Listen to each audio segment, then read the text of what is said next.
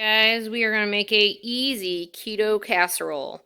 You're going to have 7 eggs. You're going to have 3/4 cup of heavy cream, a pound of ham, and your cheese and butter.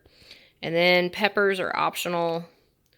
So, first I'm going to crack my eggs, put them in the bowl, make sure no nastiness or shells, and then we'll continue from there.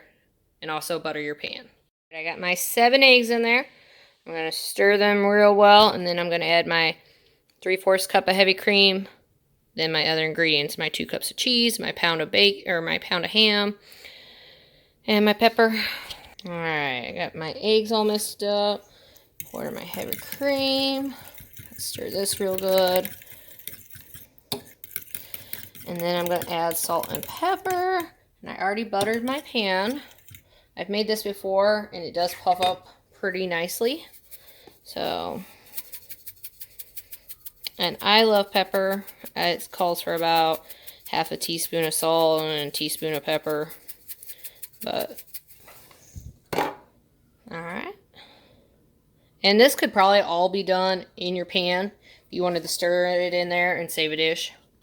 I've got all my other ingredients in there, the cheese, the ham, the eggs. Now I'm just going to stir it up real good. Make sure every little bit gets some egg, some heavy cream. And this one is my favorite of the casseroles that I have made for breakfast for keto. It did amaze me how poofy this gets. Because to me this just didn't look like much. But once you get it all incorporated, we're going to put it in the oven for about 30 minutes. And then we'll see how it turns out.